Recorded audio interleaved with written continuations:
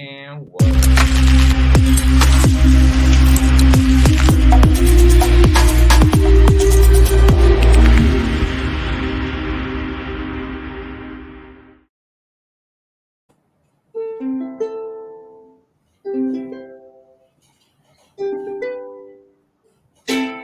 Welcome to Community Hotline for the community. I'm your host, Bob Fang, and today we got Grace. Holler, hey. Hey, Bob. Hey, tell us a little bit about yourself, Grace. Give us a little background. Yeah, just to start off with, I'm Grace, yes, as you all know, and I'm from KL, from Malaysia, yes, and I'm currently working as a recruiter. So that's my day job. On the side, I'm actually teaching children for Sunday school, and yes, I'm single. And sometimes not available because it's so busy and everything, yeah. And yes, currently at home, keeping everyone safe. I love it. I love it. Did you know that like 80%, I read like a statistic of like 80% of people go to church to find like their future spouse. Is that true? That's what I heard too. But you know what? The funny thing is, the intentions are not supposed to be that. So the only love we're supposed to give is God, actually. But it is true. It is true, especially for the young ones. Got it. Got it. I love it. All right, let's go into the first question of the day, which is, what are the top three defining moments in your life, and how do they impact you? Wow, three defining moments in different aspects or any aspects, right? Yeah, any aspects that you want to share, just kind of build like a baseline of who you are.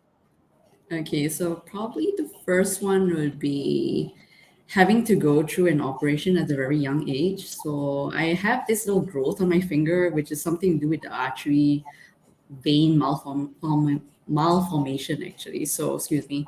So that actually made a lot of troubles in writing for me. So I went into an operation, like it's not a surgery, but a 9-year-old kid going through all these IV drips and everything was quite a defining moment. I had to celebrate my birthday in the hospital, actually. So that's also another thing that I realized, that my parents were always there for me. So I thank God that actually I have this little bit of memory in me, that my mom was always next to me, sleeping, and she was actually taking care of me at that time. And I didn't know how big of a serious thing that it could have been, because it was right at the digits where if anything were to happen, I would not be able to write. So I really thank God that everything came out smoothly. Yeah. So that's the first defining moment.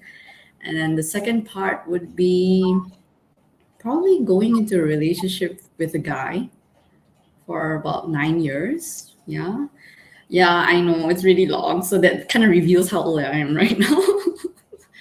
And it was obviously a relationship with the intention of getting married and starting a family, but it didn't really work out because unfortunately things happen along the way, and that kind of revolves around money, actually. And he started borrowing money, and the thing my mom kind of told me was not to lend money to people, and I just kind of not took that advice in. So that kind of like mounted up to a five figure. It's a very huge number, actually. And I remember just like working really hard just to sort of like sponsor him in some sense, and for 9 years, and then when I went out of it, I just felt so cheated in some ways. So when people say cheated physically and mentally and whatever or not, this is like a cheat in a whole different level altogether. It's like, oh my God, it's a broad daylight robbery without even me knowing it. So 9 years of that was like a defining moment. I felt like, some people would say, like, did you waste your time with this guy? It was a very hard learning session or learning time with me, for me actually. And I couldn't get back my money in the end. Yeah, so I don't know what really happened in the end with that guy. But with myself, I realized that not exactly to hold on to money so tightly, but to know how to value it, actually. Because at the moment when I needed to actually lend him those money, I just realized that everything that I do and every work that I actually deliver, it equates to a certain amount of money. And And that's what I felt like right now when whenever I'm working, I'm actually counting like, okay, within that 1 hour, what exactly is the value of that 1 hour that I'm giving to somebody? So that really kind of defined it in a different sense. So that added weight, So every time when someone says like, oh, like I'm just taking 1 hour of your time, but yeah, 1 hour, what does it equate to? So that's one thing. As for the third defining moment, let's see. I think about me, something to do with the career that I've been. So, earlier on, I introduced myself as a recruiter, right? So, this is quite interesting. I actually went into fashion designing first and then as a merchandiser. So, I dealt a lot with suppliers and dealing with clothes and fashion and everything for the first like 5 to 6 years. Then I went into an e commerce line, still clothing line, still retail, which is still interesting. And then I started feeling like, is there a certain purpose to this? Like, am I designing clothes just for people who don't want to wear it or don't want to spend money on? Because the clothes are really expensive. Actually, it's a local brand, but it's like something that people don't want to like splurge the money on. They'll think twice about doing it.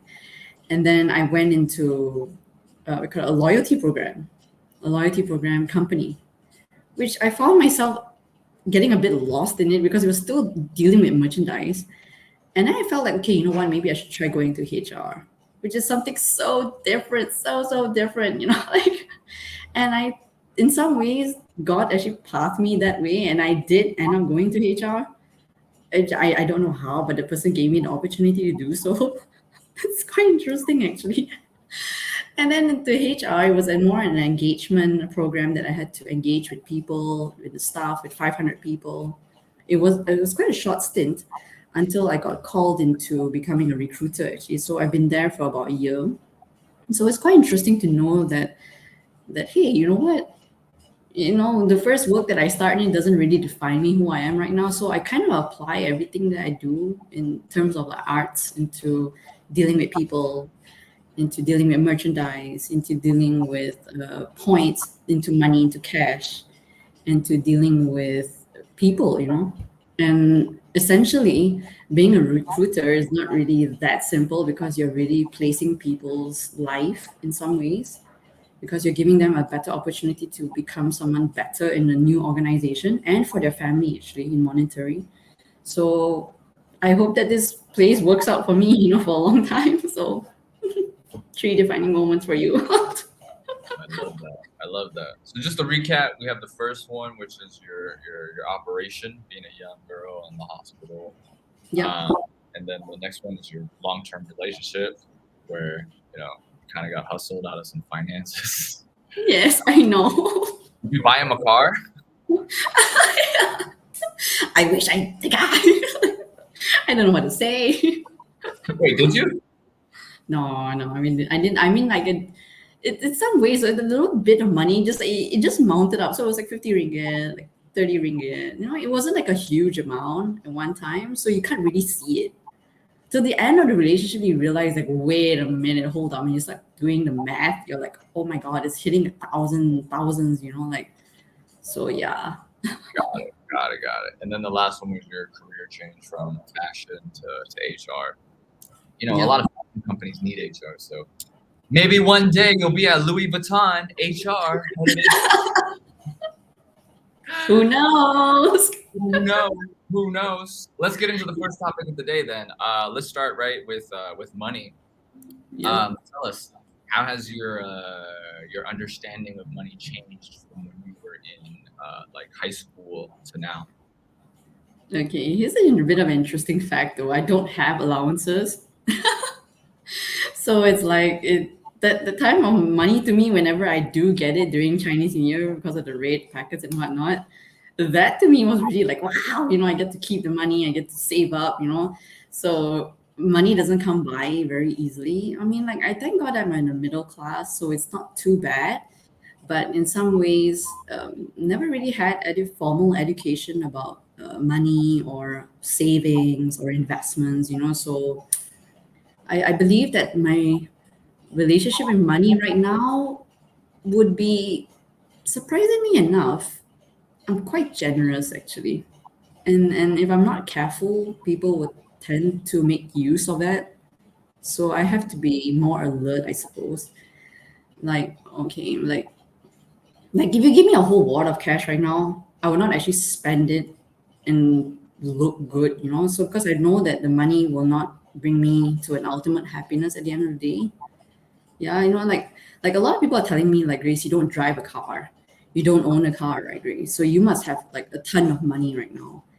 And I'm like, well, that's because of the past that I had, you know, like, and the only reason why I never got a vehicle to begin with was because I was wondering about the investment, the loans that I had to pay off, which I didn't have the money to do so. Because I was actually lending it to that guy, right? To the ex. And I was lending it to him. Where do I get the money to pay all this? You know, like so I never had a place of my own. I never rented out anything. Um, Unfortunately, like staying with my family, some people will be like, why didn't you just shift out? You know, like you're quite old already and whatnot. And I'm like, secretly, deep inside between you and I, Bob, it's probably because of money, actually. I always felt like I don't have enough to sustain myself. So that's why yes, I might have quite a sum of money right now, but it's only because I'm feeling that it might disappear Mm, anytime, you know. And as I grow older, maybe some touch wood, some sickness will come in and my money would just be gone, you know. So I had to find ways on how to make myself better in a way that I started buying insurance. So at least I know that my money is going to good use. So if touch wood, if I ever do fall sick, I know the insurance will pay for it. At least, you know, if I'm not working or what. But yeah, so it's quite a hard thing actually to talk about money, but it's something that's necessary, very very necessary. Yeah, I love that. What did you spend all your money on when you were younger? When you got the red pockets? I actually just saved up. I didn't do much though, but I remember wanting things, but I never bought it. I clearly remember when I was actually shopping with my father, right? It was like somewhere between like my birthday and Christmas because I'm born in December, you see. So I remember staring at the doll, at a particular doll, the famous one that begins with a B. So I remember staring at it, and I think that price at the time was about like 40 to 50 ringgit, I think. It was quite a sum actually for a doll. And I just felt like I wanted it, but I never mentioned it. And I, even though I had that savings, I never really bought it because I felt like maybe I don't need it in the future. It's just Mm, me a temporary thing that I want to play with, you know. So I just looked at it and go like, I had to have to force myself into the maturity of like, don't burden your father to get it for you. But eventually, I think my dad caught me staring at it, and for a very long time. So it's like looking, I didn't even dare to touch it actually. Because you know, like how kids they'll take it and go like, "Oh, Dad, I want it. Can you buy it for me?" But I never had that feeling.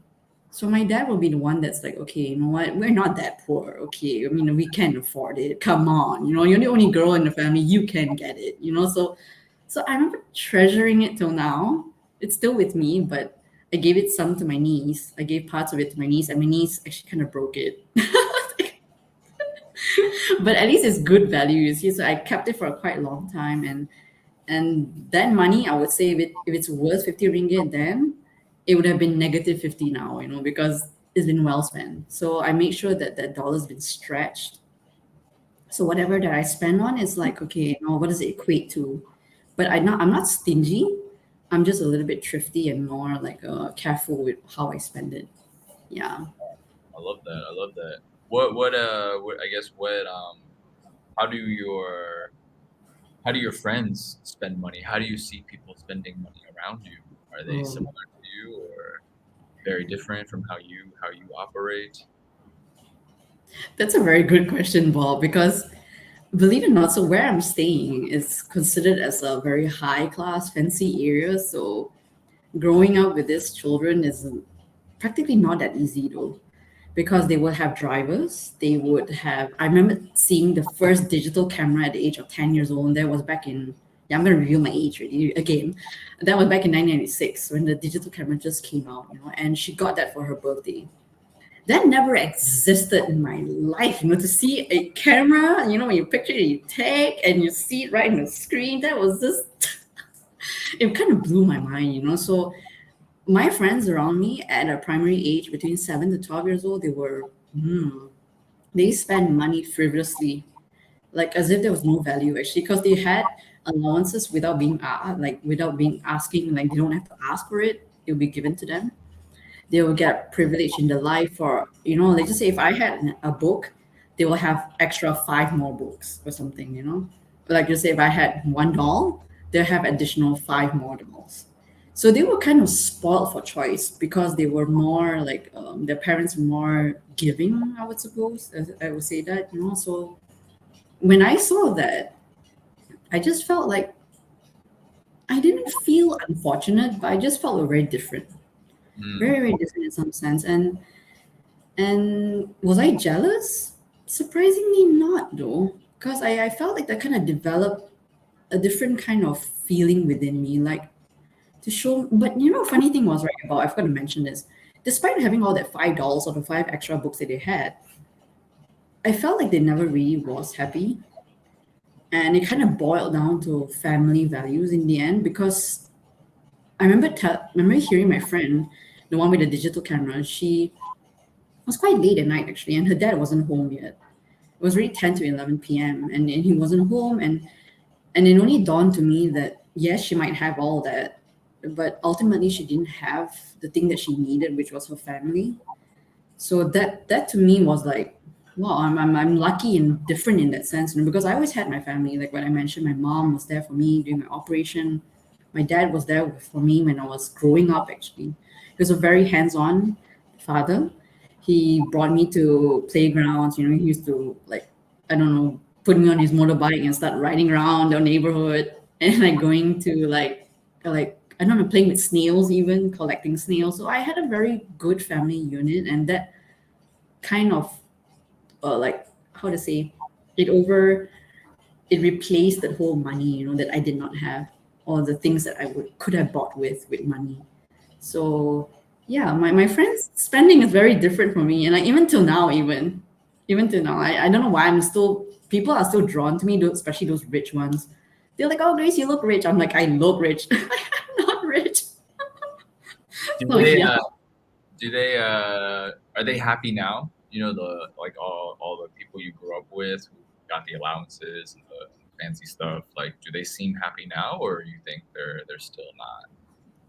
Okay, the one that I saw, the digital camera, I think I kind of lost touch with her. But the last time when I really, really knew what was going on, she had a boyfriend at 13 years old. So I felt maybe that could have been, I'm assuming this actually.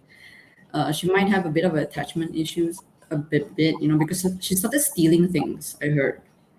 So it's kind of weird though. I mean, all of us were talking about it. We were like, that's odd because you seem to have it all, but you were stealing, like what, girl? Like why are you doing that? So that was a bit funny. But the ones right now, the ones with the money, it's a little bit unfortunate though, because with her family, something had happened, so she's not entirely happy, and the father has actually passed on at a very young age, to I think 60 years old, I think.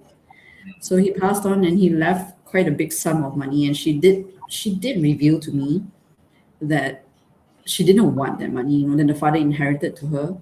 She will do anything to call him back, because he died very sudden, actually, in about 2019, like that.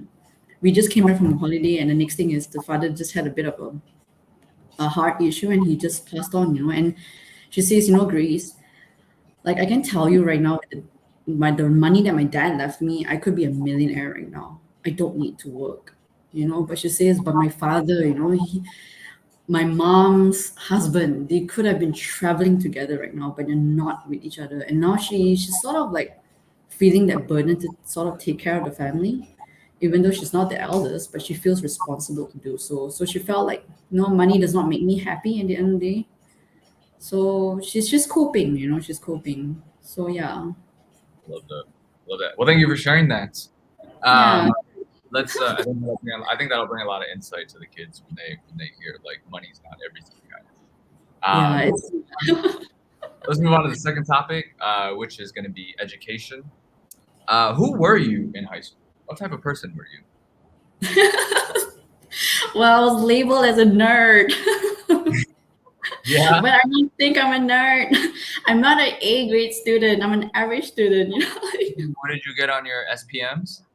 If I can remember, it kind of spelled out the word bacha as in like reading, like BACA. So I had that kind of grade, you know. I had a B, I had an A, I had a C, you know. So, well, overall, and all, I think they would say it's like a grade one like that. But if it's in terms of ABC, yes, I have a bacha in my SPM. You got I a was an average student actually. Did you get a C in Chinese? Oh no, I didn't take Chinese actually. Yeah, I got C for what did I get C for? I think it was for history. I think. Okay. Yeah, so I'm not a nerd. I like that. What were some challenges you went through in your schooling days, in your younger days? Okay, this is a bit interesting because my parents are actually education teachers. They're like both teachers actually. Did you So go to the expectations, sorry? Were they your teachers? Did you go to the same No, school? they were not. They were Okay. not. I know, right? They were in a separate school, but you know the pressure is on when you already have one parent who's a teacher. The pressure is even on when you got two parents, like a pair of parents who are teachers, you know. So, but I never felt that pressure because they never imposed it on me. Maybe because I'm the youngest, or maybe because I'm a girl. I don't know what's the real reason, but I liked how they kind of built me holistically and not just revolve me around just studying and being like so like what do you call it, buried in the books. So they gave me a lot of chance to go out and venture and play things outside, you know, of the house. So yeah, they didn't give any tuition actually. Surprisingly, right? They didn't educate me at home. So I had all my education solely in school only. Whatever that I learned, whatever I did was only in school. I came back, I had to do self-learning. I have to do a lot of self-learning, you know. So and according to my dad, it's impossible to teach me. I don't know. He's like, you're my own daughter, you know, so I can't teach you. You have to go learn it yourself, you know. So yeah, self-sustaining, a self-sustaining student. But when I did get my results, despite having that word there, my dad and my parents were still surprised and they were quite happy actually. When but for me personally, I felt I could have done better. But for a person who didn't really go for tuition, yeah, I think it's okay, you know. Got it. Yeah. Do you think, you know, for the kids that aren't doing so well in school right now and their parents are pressuring them, do you think it's like the end of the world if they don't, you know, get like straight A's, if they're not good students? Like what, you know, now that you're working as a working professional, you know, what would you say to the kids? What will I say to them? Okay, I'll say that you got to know your purpose and you got to know where exactly you're heading. And if possible, find it out as early as possible. No matter whether you're 7 or whether you're 10 or whether you're 12, all the way to your 17. And take it seriously when someone really is educating you because they're giving out their time to you, they're giving out their efforts or whatever they're known, you know, to share it with you, you know. So that's two main things actually. Now, why do I say so? Is because the earlier that you find out what you want to do in life, then you know what you need, you know. So, for example, like if you want to become like a scientist or somebody who is like doing a lot of research work, you definitely need to be well read. Now, you can't be saying that if you don't want to read, you don't want to do your work, you don't do your homework, you're lazy, you're not curious, you know. So that's not going to bring you very far, right? So if you know that you're going to be in the person that has to do a lot of that, then you got to do the groundwork necessarily. So, example, like you got to keep on practicing no matter what it is. So maybe like some art student will say like, oh, you know what, I'm going to be an artist right now. I don't need to know my math, you know. But the question is, are you practicing your art right now? You know, are you making yourself better at it? So what excuse is it if you're saying you want to do art but you're not doing the homework in anything, whether is it in designing or whether is it like in maths, you know? You're just being lazy and just making that as an excuse, right? Because you assume that art students don't read. But you can't be that way, you know? So yeah, so if you're actually practicing one thing and you're being good at it, but if you fail in the other subjects or you're not so good at it, it's fine, you know. But you could tell people at the haters, so to speak, that look, yes, I might not be good in maths, but at least I'm excelling in something that I want to do in the future and like, you know, to be where I want to be, you know. So a lot of children these days, I feel like they're just going through the motion of just studying. Because their parents tell them to do so, because I'm paying for your tuition, and this is what it's worth for 3 months. You better put your heart into it. But they don't see the reason to it. They don't see the purpose in it. And I think it's a bit sad in that sense. So they gotta know how they want to contribute back. Yeah. How did you find your purpose? Actually, it was along the way.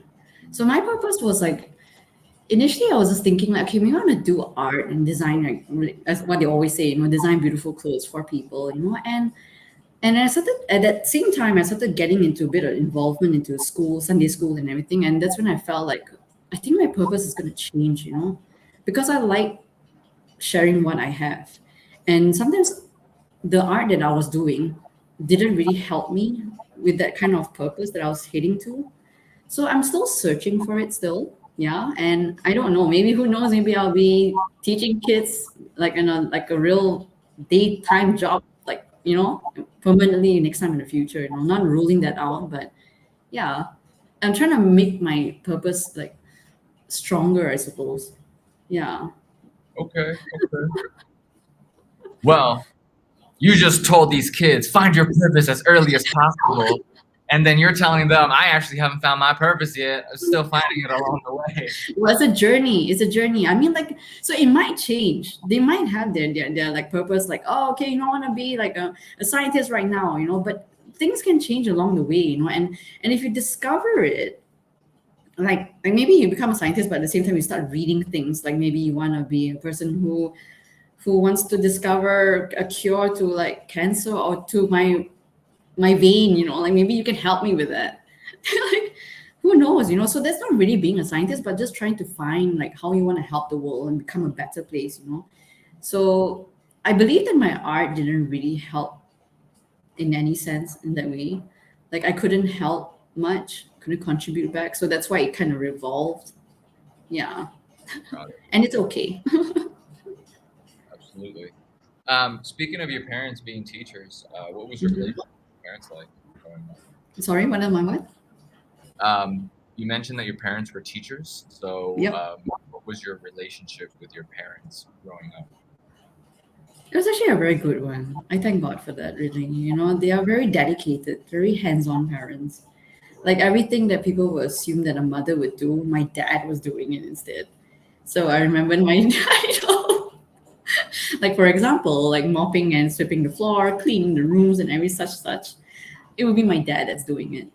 So it's quite interesting actually. So I remember my dad was reading stories to me as I was growing up, and I always wanted more, like I remember every night between the ages of maybe 5 to 9 years old, I'll get him to like come into my room and say, Dad, I need you to read something to me. And he would tell stories about his life actually.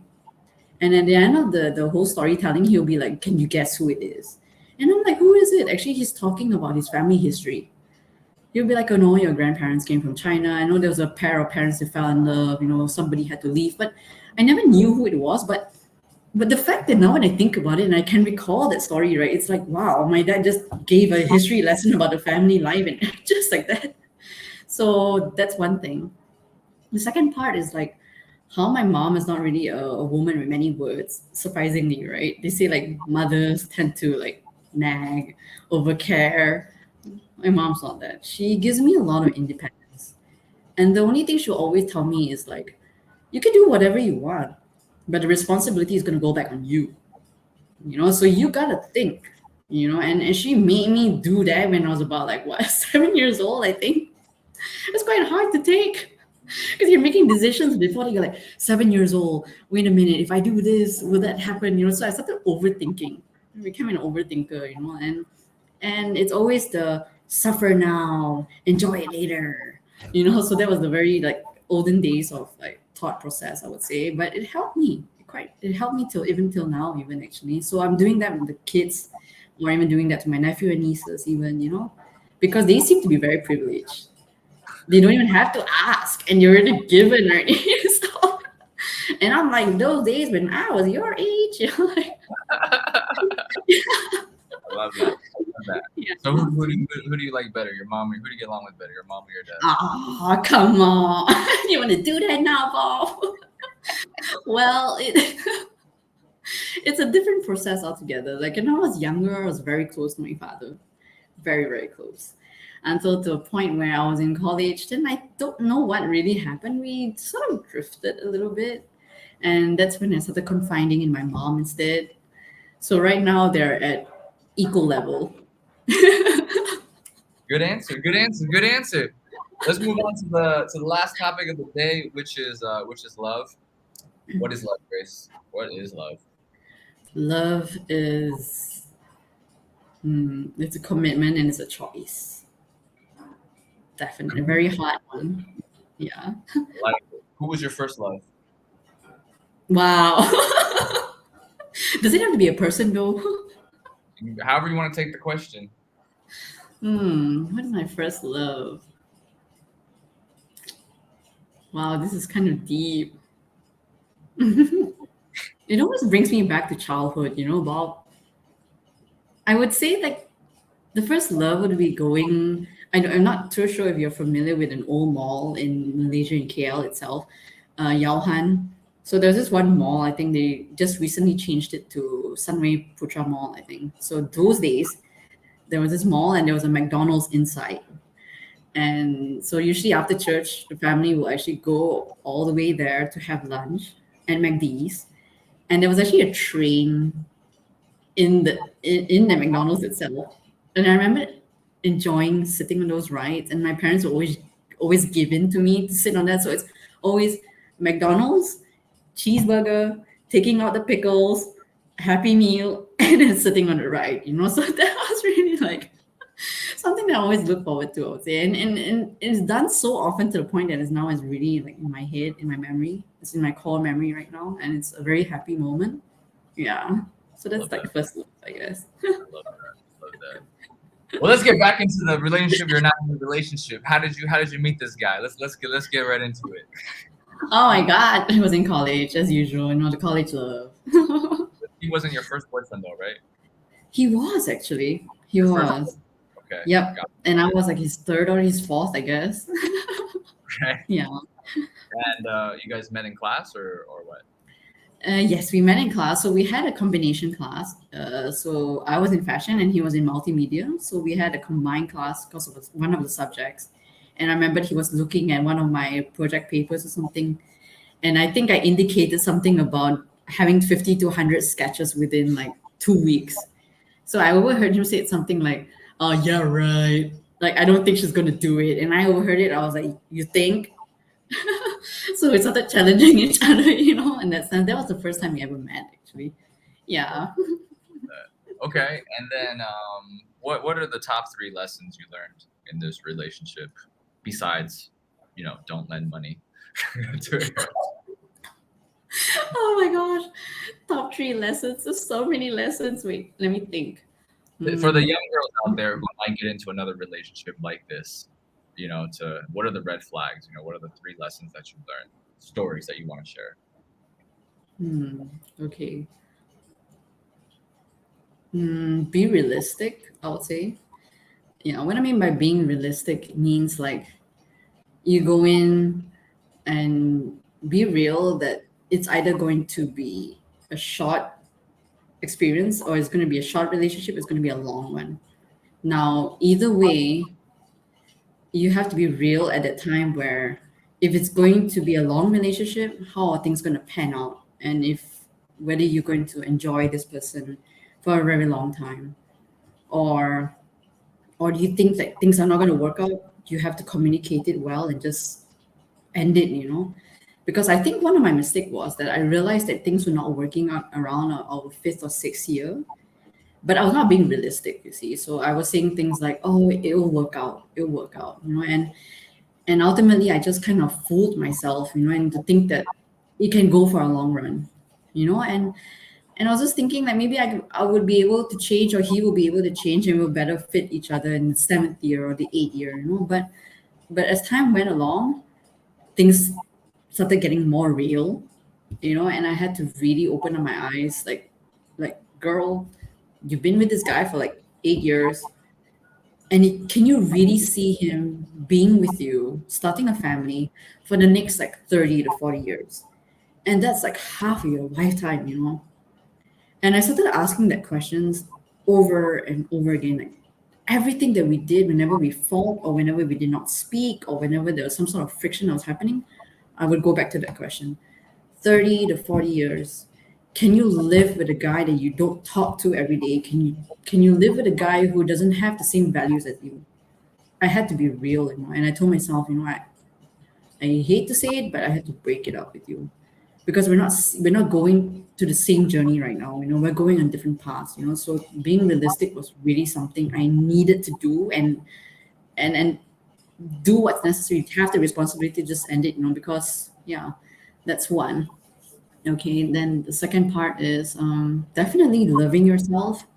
I know it's a very cliche thing to say, but you know, and Tell us, how like shows tell us, how you. tell Sorry. us a story about how you didn't love yourself. Yeah, it kind of like I didn't know who I really was when I was with him. Like maybe yeah, I felt like okay yeah, you know, no, Grace likes this, Grace likes that, but those are not values, you know. And I didn't have like a principle or something. So probably he might have uh, not encouraged me, but maybe he told me to do things that I didn't want to do. Like for example, like going on a holiday with him. It was something against something that I didn't want to do, but I was thinking, you know, why not? I just give it a shot. You know, I knew my parents were not happy about it, but I did it anyway. You know, and I could see that when I came back, my parents were like worried sick, you know, like whether there was anything that happened to you, could I trust this guy, you know? So I let myself go at the time, even though I had that principle. I should have stuck to it, or I should have just said, you know, these things can wait, you know, it doesn't have to be rushed. So, and then throughout the whole 9 8 years, there were a lot of friends that I kind of abandoned as well. I knew that maybe they were reaching out to me, but I did not really connect with them. It was like a very surface level, like, how are you doing? Oh, yeah, I'm good. But actually, truth to be told, I was actually suffering. You know, I was in pain and I could not tell them because I didn't want to be judged, you know. So that to me was a very unhealthy relationship. So that was like, yeah, that was Okay, the unloving myself, I suppose. So right now I'm doing the things that I want to do, and connecting back with my friends, you know, and they will laugh at me right now. They were like, "Yeah, you were so with him, you forgot about us," and I'm like, "No, it's not true." But actually, it is. It could have been true, you know. great. I like that. So the unloving yourself and then realistic Yeah. expectations. What's the third And one? the third part, would you like me to share? The third part, I don't think I have any for now. I think, yeah. Okay. I actually want to touch base on something you just said. Maybe we can dive in a little bit deeper on this emotion. You mentioned you didn't want to share with your friends how you were Hmm. suffering because you were afraid of being judged. I think that's something a lot of kids experience, right? They don't want to. I mean, they don't want to ask questions because they're afraid the teacher's going to think they're dumb and they're asking a dumb question. That's probably the easiest example. So they're just going to suffer by not, they don't understand what's going on in the whole Yep. class. So can you, dive more into this feeling of suffering and silence and being like, afraid of being judged? Yeah. Okay. With that, I would say I was very again, self healing. So let's see, how do I actually open up to my friend at the end of the day? I think you have to pick your audience. Like you can share your story with anybody, but you just got to know who exactly you want to share it to. So in other words, you have to be very careful what kind of friends you pick, because if you start picking the wrong group of friends, then yes, they will be judging you, they will be criticizing you and like mocking you for whatever choices that you make, because they are coming from a different place. But if you know how to select and choose your friends right and maturely, right, you will somehow find them being with you actually, no matter what it is. And the funny thing was, I only discovered that during my working life though, when I started revealing a little bit more about myself, you know, and people who can accept me would not make comments like, "Why are you always like that?" or "Why are you so weird?" You know, you can see those different kind of signs. You know, when you realize that a lot of people making those kind of comments are not the ones for you, and it's okay. You don't need to be their friends. So that to me, I felt like, yeah, I started choosing my friends, and that's why my community of group became like from like five hands became like a dot, I think. Because they're like, oh, a handful of friends. I'm like, handful. So I'm very careful who I choose to tell my things to, and it depends on how they react as well. So I discern myself, and most often than not, that's why I think religion comes in for me, and that's how I felt like becoming closer to the higher being because of not trusting the people around me. Yeah, even though I don't get the replies as instant as a human, but at least I feel like someone's hearing me. Like, okay, God, this is what happened. Okay, that's it. you know and if I really need to speak to someone to get advice, then I'll probably speak to that one or two or three. Yeah. Got it. Got it. Yeah. Got it. I love that. All right. Just to kind of wrap it up, final question. Um, how do you show love to others? How do I show love to others? Wait, who exactly are the others first? Whoever's coming to your mind right now. It's a very Hmm. open question on how you want to take It's a very deep, wide question. it. It is. It is in some ways, because you know why? Because different people that I meet are like so different from each other. Okay, I have my family, of course, and I've got friends, and then I have like people whom I don't really like or something. So maybe I'll start with that first. Oh, How we'll do go I with show all three then. love? We'll go to all three. Yeah, that, how do I show love to the people whom I don't really like? Wow. Oh my god, this is so deep. I guess I just have to bring myself out of that context, I think. That means, in other words, like, I don't think about myself. I think about what's the interest for them. So, because if I concentrate on myself and on my being, I would think like, I dislike her. I hate her. I don't want to be around her. So that's my feelings. Now, but if I think of what's best interest of her is that she might not know love, and that's why she's showing no love to me. So the only thing to do right now is to actually do the quite the opposite. Actually, that means I have to be the person to give her love and give her attention, or give him or her attention, in order for them to recognize that that's how people should be treated, so that they will actually eventually, hopefully, change. But then if they don't change, it's also fine. You just have to distance yourself, I suppose. Yeah. So that's also giving love to yourself by distancing them with you. So that's one. And for the obvious reasons, the others would be, like time, conversations, meaningful conversations, or even, what else? Yeah, gifts is definitely one of it. But if you can't give gifts, I think a message would be great, or a call. Yeah. Yeah, or a message. Yeah. On email. A meetup, of course. Yeah. Got it. So yeah. Got it. Got it. Got it. Got it. I love that. All right. All right. Well, thanks for joining us today. Any last words for the kids? Wow. Well, kids, I'll say be yourself, whatever it is. It's a tough time growing up as a child into an adult these days, but always be childlike, but don't be childish. So always find that inner child. What is an inner child? Being happy, finding that happiness. What's happiness for you? What's fulfilling for you? Um, knowing knowing where you want to head to, how you're gonna create value for the people around you. Yeah, and yes, keep on discovering, keep on finding out, being curious. Actually, yeah. Hey, where can people find you in case they want to reach out? People find me.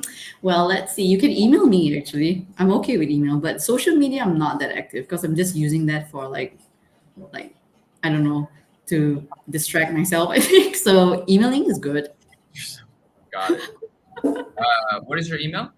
Okay, it's G for Greece, C for China, S for Singapore, and Y for Yo-Yo, and then it's a 14, as in one, the digit one, and a four, at gmail.com. Got it. Got it. Got it. Yeah. Got it. I'll scroll down on the bottom real quick. Yeah, that's the one. Got it.